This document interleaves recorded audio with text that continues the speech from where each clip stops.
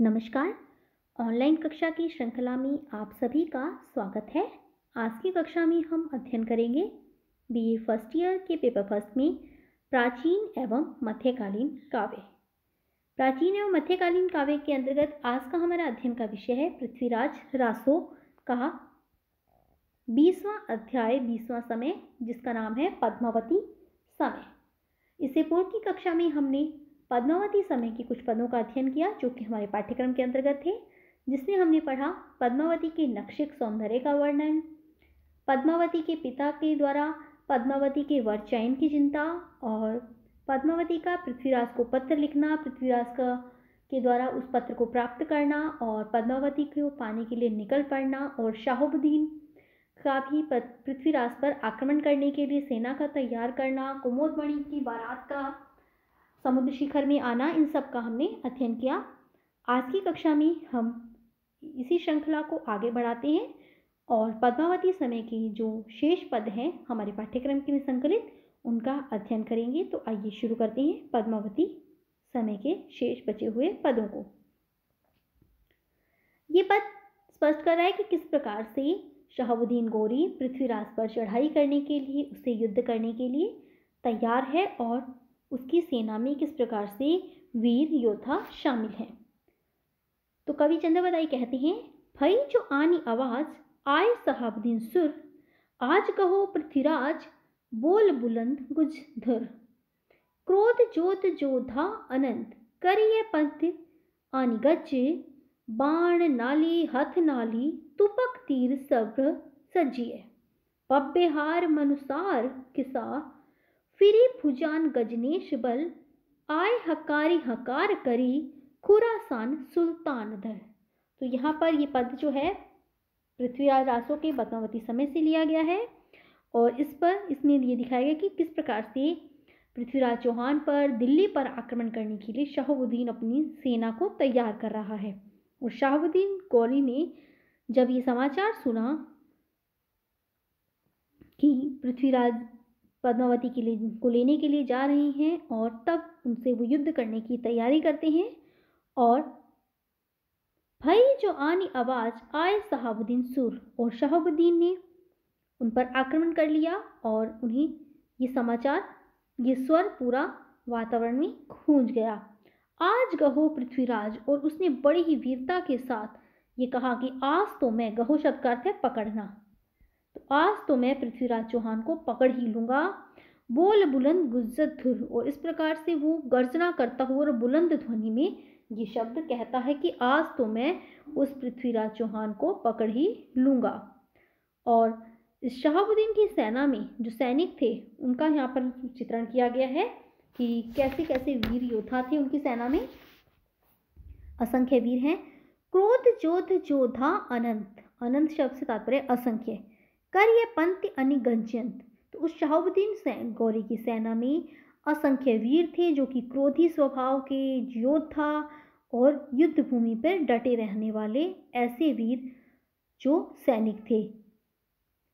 पति अनि गजयंत, और हाथी, असंख्य हाथियों की पंक्तिबद्ध सेना भी उनकी सेना में थी जो कि बार बार गर्जना कर रही थी और युद्ध के लिए बिल्कुल तैयार थी। बाण नाली हथ नाली, तुपक तीर सहज सजी, और उस सेना में सैनिकों के पास जो जो अस्त्र शस्त्र थे उसका वर्णन ये पंक्ति कहती है कि उनकी सेना में जो सैनिक थे उन योद्धाओं के पास तीर, कमान, बाण, तोप, बंदूक, धनुष, अस्त्र शस्त्र सभी सज्जित थे और उनसे वो सेना, उन शस्त्रों से सज्जित सेना युद्ध के लिए आगे बढ़ती जा रही थी। पप्पे पहाड़ मनुसार के फिरी भुजान गजनेश बल, और उस अस्त्र और शस्त्र से सज्जित सेना, लोहे के हथियारों से सज्जित सेना ऐसे लग रही थी कि मानो पप्पे पहाड़ मनुसार के, मानो लोहे के पहाड़, विशाल काय लोहे के पहाड़ चल रही हों। फिरी भुजान गजनेश बल, और उन शक्तिशाली भुजाओं में पूरे साम्राज्य की शक्ति समाई हुई थी और वो भयंकर योद्धा वीर लग रहे थे और लोहे के पहाड़ों की तरह के समान भय उत्पन्न कर रहे थे और वो अस्त्र शस्त्र सज्जित ऐसे लग रहे थे कि जैसे कि लोहे के ही पहाड़ चल रहे हों और गर्जना कर रहे हों।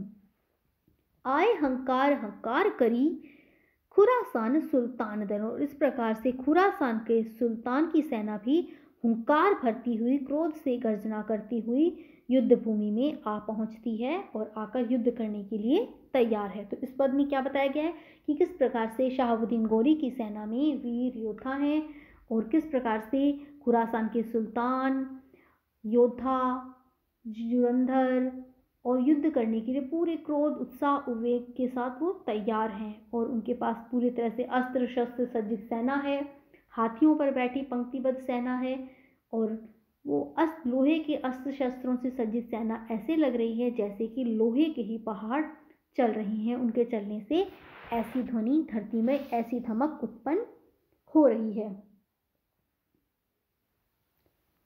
आगे बढ़ते हैं और अगला पद देखते हैं। अगला पद जो है इसमें कवि शहाबुद्दीन और पृथ्वीराज गौरी की सेना के मध्य जो युद्ध हो रहा है उसका वर्णन कर रहा है कि किस प्रकार से मार काट और युद्ध में रण कौशल एक दूसरे की सेनाएं दिखा रही हैं, उसका यहाँ पर पूरी चमत्कारिकता के साथ कवि वर्णन कर रहे हैं।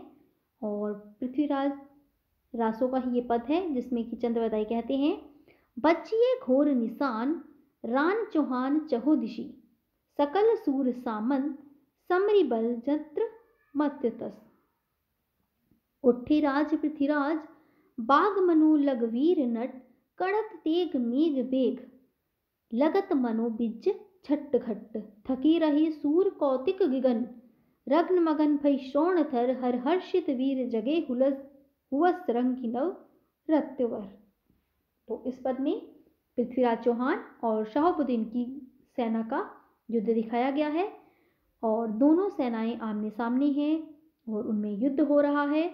बजिए घोर निशार, और घोर गंभीर नगाड़ों की, रणबाजों की, रणभेरी की, युद्ध में जो भी वाद्य यंत्र बजाए जाते हैं उनका स्वर चारों तरफ से गूंज रहा है।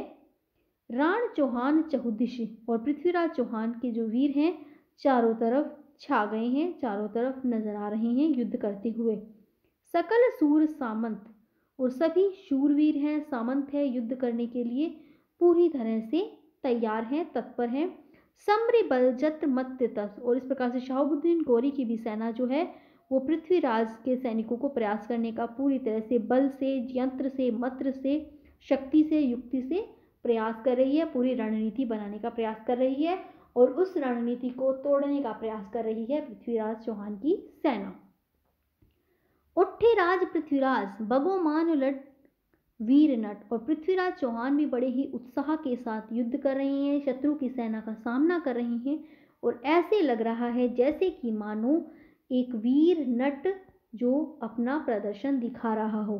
तो यहाँ पर पृथ्वीराज चौहान की तुलना नट से की गई है, जैसे कि नट रस्सी पर चलता है और उसके हाथ में क्या है, डंडा होता है, तो उस डंडे को नियंत्रित करते हुए, करतब दिखाते हुए और उस रस्सी पर वो नट चलता है। तो यहाँ पर भी पृथ्वीराज चौहान की तुलना नट से करते हुए कहा गया है कि पृथ्वीराज चौहान जो है घोड़े पर बैठे हैं, एक हाथ से तो उन्होंने घोड़े की लगाम को थाम रखा है और दूसरे हाथ से वो तलवार चलाते हुए युद्ध कर रहे हैं। तो नट की भांति ही यहाँ पर अपना वो कौशल दिखा रहे हैं कि किस प्रकार से घोड़े की लगाम को उन्होंने साध रखा है और दूसरे हाथ से तलवार से युद्ध करते हुए नजर आ रहे हैं। कढ़त तेग मेघ बेग, लगत मानो भी छट्ट घट, और पूरे वेग के साथ वो युद्ध कर रही हैं और वो तलवार जो है शत्रुओं के शरीर को चीरती हुई, पार करती हुई जा रही है और वो तलवार की गति ऐसी है जैसे कि मन का वेग हो। मन की गति सबसे अधिक बताई गई है, मन की गति से तीव्र कोई भी गति नहीं है, मन की गति हवा की गति को भी परास्त करती है। तो यहाँ पर पृथ्वीराज चौहान की तलवार की तुलना मन के वेग से की गई है कि उनकी तलवार मन की गति से भी अधिक तीव्र है और वो शत्रुओं के शरीर को इस प्रकार से चीरती हुई निकलती है, ऐसा लगता है, ऐसा प्रतीत होता है कि जैसे आसमान में बादलों के बीच क्षण भर के लिए बिजली चमकती है, उसी प्रकार से उनकी तलवार नजर आती है। या फिर दूसरा अर्थ ये भी ले सकते हैं कि उनकी तलवार, वो अपनी मयान से अपनी तलवार को एक झटके के साथ निकालते हैं और उनकी मयान जो है वो आसमान का बादल है, अंधकारमय बादल, और जो तलवार है वो उस बादल के बीच में चमकने वाली बिजली का पर्याय है। तो दोनों अर्थ यहाँ पर कवि ने दिए हैं। अगली पंक्ति कहती है, थके रहे सूर कौतिक गगन, रग्न मगन भई श्रोणधर। और इस प्रकार से इस भयंकर युद्ध को देखते हुए, दोनों सेनाओं में भयंकर युद्ध हो रहा है, कोई भी पीछे नहीं हट रही है और पूरी शूरवीरता के साथ युद्ध कर रही है। और इस प्रकार से इस युद्ध को देखने के लिए सूर्य के लिए आया है ये शब्द। सूर्य भी थक गया है और एक स्थान पर खड़ा हो गया है और उस आश्चर्यजनक युद्ध को वो देख रहा है और आगे चलना भूल गया है। रग्न मगन भई श्रोणधर, श्रोण शब्द का अर्थ होता है नदी। तो इस प्रकार से भयंकर युद्ध से पूरी मार काट मची हुई है और धरती क्या है, रक्त से लाल हो गई है और वहां पर ऐसे लग रहा है जैसे कि रक्त की ही वहां पर नदियां बह रही हो, श्रोण की नदी बह रही हो, रक्त की नदी बह रही हो। हर हर्षी वीर यज्ञ हुल से हुरव नव रत्वर। तो पूरी धरती खून से लाल हो गई है और शूरवीर पूरी वीरता के साथ युद्ध कर रहे हैं। और इस प्रकार से इस युद्ध को देखकर, युद्ध के दृश्य को देखकर, हर शब्द का अर्थ है शिव, शिव के जो गण हैं, हर के जो गण हैं, शिव के वीर हैं, वो भी पूरे ही हर्षित और उल्लास से भर गए हैं। और हुरव रंगिनव रत्वर, और उनके मुख जो हैं लाल रंग के हो गए हैं उत्तेजना के कारण, उत्साह के कारण, और वो हुंकार करते हुए नजर आ रहे हैं। तो इस पद में पृथ्वीराज चौहान और शहाबुद्दीन गोरी दोनों की सेनाओं का वीरता से युद्ध दिखाया गया है। आगे बढ़ते हैं और अगला पद देखते हैं जो कि हमारे पाठ्यक्रम में है। और इस पद के साथ ही पृथ्वीराज चौहान के पद्मावती समय का हम समापन करेंगे। हमारे पाठ्यक्रम में इतने ही पद हैं जिनका हमने अध्ययन किया।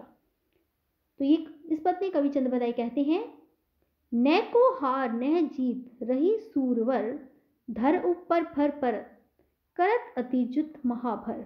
कहो कमंद कहो मत, कहो कर चय अंतरुई, कहो कंद बही तेग, कहो सिर जुट्टे फुट्टे उर। कहो दंत मयत है खुर खुरनी पी, कुंभ भुसंड रुंड सब हिंदवान रान भय भान मुख, गहिए तेग चहु आन जब।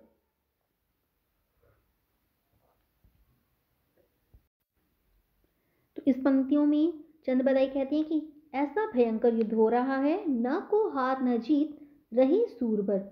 दोनों सेनाओं में वीर योद्धा शूरवीर हैं और दोनों ही सेनाएं इस प्रकार से युद्ध कर रही है और कुछ निश्चय ही नहीं हो पा रहा है, न तो कोई हार रहा है न ही कोई जीत रहा है, दोनों ही महान योद्धा सैनिक हैं।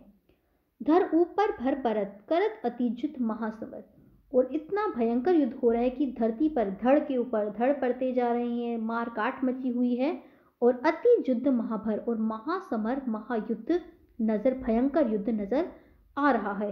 कहो कमंद कहो मत, कहो कर चरी अंतुर्य, और कहीं तो कंधा पड़ा है कटा हुआ, कहीं माथा कटा हुआ पड़ा है, मस्तक है, वह कहीं कहीं तो आंतड़ियां भी कटी हुई नजर आ रही है। तो भयंकर विभत्स का दृश्य इस युद्ध भूमि में नजर आ रहा है। दोनों सेनाएं पूरी वीरता के साथ, पूरी उत्साह के साथ, पूरे क्रोध के साथ युद्ध कर रही हैं।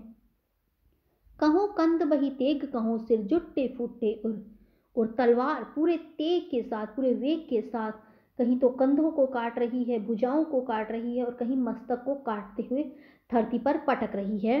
फूटे उर, और इतना भयंकर युद्ध हो रहा है कि अस्त्र और शस्त्रों से प्रहार किया जा रहा है और वक्षस्थलों को भी वो तलवार जो है चीरती जा रही है, वक्षस्थल फट रहे हैं, चोट खाकर नष्ट हो रहे हैं।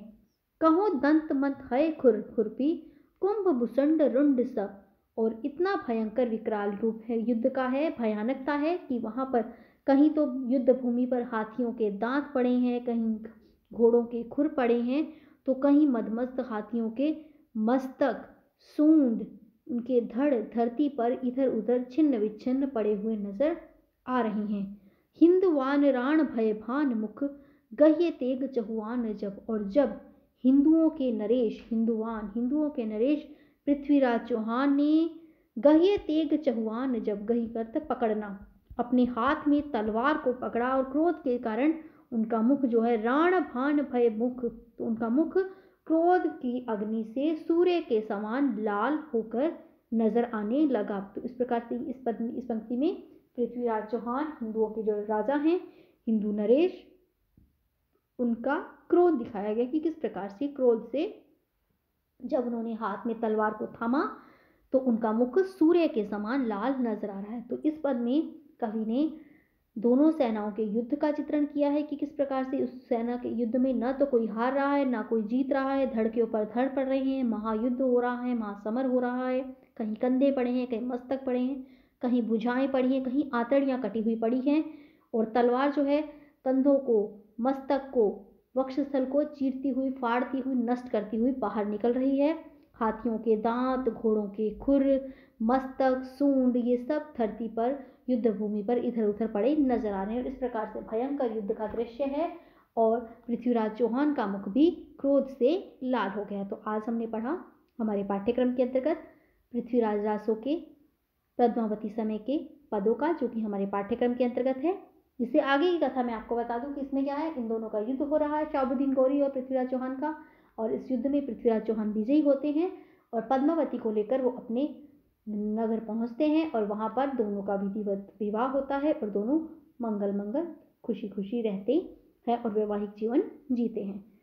तो आज की कक्षा में हमने हमारे पाठ्यक्रम में पद्मावती समय के पदों का अध्ययन किया। इससे आगे की कक्षा में मिलेंगे हमारे पाठ्यक्रम के अंतर्गत ही प्राचीन एवं मध्यकालीन काव्य में जो अन्य कवि और उनके काव्य के बारे में अध्ययन करेंगे। तब तक आप अपने स्तर पर इसका अध्ययन कीजिए और इसे समझिए। इससे आगे की कक्षा में मिलते हैं हमारे पाठ्यक्रम के अंतर्गत ही आने वाले प्राचीन एवं मध्यकालीन काव्य में। साथ धन्यवाद।